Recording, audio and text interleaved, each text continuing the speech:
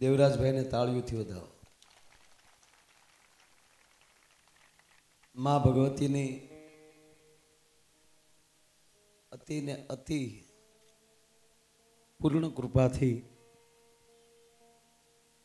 આજનો આ કાર્યક્રમ પૂજ્ય બાપુથી લઈ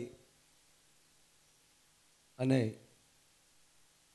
દરેક સંતો, દરેક મહેમાનો, રૂપાલા સાહેબથી લઈને અમરીશભાઈ ડેર સુધી,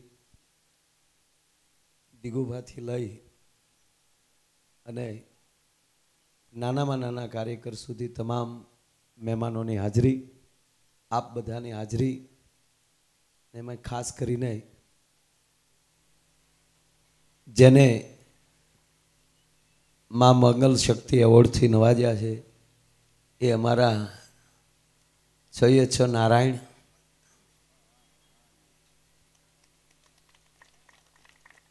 એમને પણ હું વંદન કરું છું. દીપક બાપુએ ગણપતિ વંદનાથી શરૂ કર્યું, લક્ષ્મણ બાપુએ ભજન કર્યા, ત્યાર પછી દેવરાજભાઈએ, રાજભાઈએ, કીર્તિદાનભાઈ, જિગ્નેશ કવિરાજ, ભાઈ શંકરભાઈ, અમારે નાજુભાઈ, છેલ્લે પાછા હરેશદાનભાઈ અને અનુભા, આ બંને એ સાહિત્યની ખૂબ જમાવટ કરી. તેમજ દેવરાજભાઈના દીકરી બા બેન વંદના, એમણે માની વંદના કરી અને છેલ્લે પ્રભાતીના સૂર ફરીવાર પાછા દેવરાજભાઈએ આપણને આપ્યા. બસ મા પાસે એટલું માગું કે હે મા, અમારા કલાકારોને, અમારા સાહિત્યકારોને અને એના ચાહકોને તું હેમખેમ રાખજે. અને છેલ્લે મહેશભાઈ, આપ ખૂબ સારી એમને મદદ કરો છો મારા બાપ. તમારો પાડ અમે તો શું માગીએ, પણ મોગલ સદાય તમારી ભેરે રહે એવી મને પ્રાર્થના કરું છું. અને આપ આવો છો એ જ બધાય કલાકારો આવો નવો ભાવ રાખો છો. બસ જીગાભાઈ, શું બીજું કહેવું? અહીંયા કેટલા કલાકારો, કોના નામ લઉં સાહેબ, એવા અહીંયા કલાકારો બધા હજી બેઠા. એટલે બીજું હજી અમારા ગીગુનો આત્મો લહેર કરતો હશે આ પ્રસંગમાં, એને પણ, એ આત્માને પણ વંદન કરું છું. અમારો બહુ મીઠુડો હતો, મારી ભેગો વહનારો, અને એમના, અમારો જ પરિવાર છે, એમાં કોઈ અલગ નથી. પણ એમના ભાઈઓ, એના નાના ભાઈઓ એમ કહે કે માયાભાઈ પ્રોગ્રામ બંધ નથી રાખવો, નકર અમારા ગીગુને ગમશે નહીં. કારણ કે એને અનેક ઓરતા હતા કે માના પાટ ઉત્સવમાં આનંદ કરશું. એ આત્માને પણ વંદન કરું છું. કારણ કે આત્મા કયો ખરાબ હોય, રંગમાં ભંગ પાડે એ આત્મા ખરાબ હોય, પણ રંગમાં તેજ આપે એ આત્મા કોઈ દી ખરાબ ન હોઈ શકે. એટલે હું આ તકે ફરીવાર પાછો એમને વંદન કરું છું. દર વર્ષે, અને આ તો માનો દરબાર છે સાહેબ, રાયના દાણા બધા હરખા જ હોય, માં આગળ કોણ નાનો મોટો હોય. અને આવો ત્યારે છેલ્લે અત્યારે આભાર તો ન માનવાનો હોય. આભાર ક્યારે માનવાનો હોય? કે જ્યારે પ્રોગ્રામ પછી કરવો જ ન હોય તો.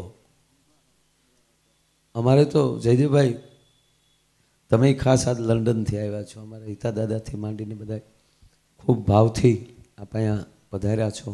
ત્યારે અહીંયા જેટલા અત્યારે અહીંયા હાજર બેઠા છો એને હું કરરબ્દ પ્રાર્થના એટલી જ કરું કે બસ ભાવથી આવજો, ભાવથી માનો પ્રસાદ લેજો, અને ભાવથી આવા ભાવિક કલાકારોની સાહેબ, અને અહીંયા જે માં બોલાવે છે ને એ જ આવે છે સાહેબ. અમારું કોઈ ગજુ નથી, અમે કોઈ આયોજક નથી, અમે બધું માં કરે છે.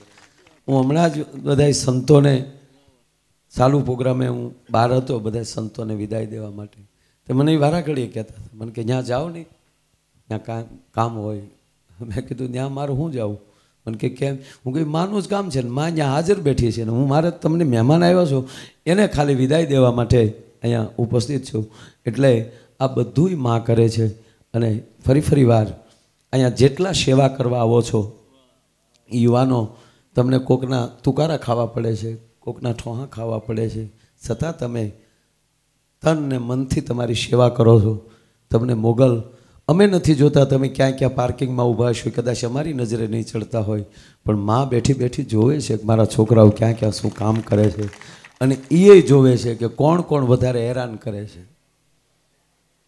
પ્લીઝ પ્લીઝ પગે લાગીને કહું કે ભગુડા ધામ આવો ત્યારે એક સમશક બનીને જ આવજો, માં અભિરે ભરશે.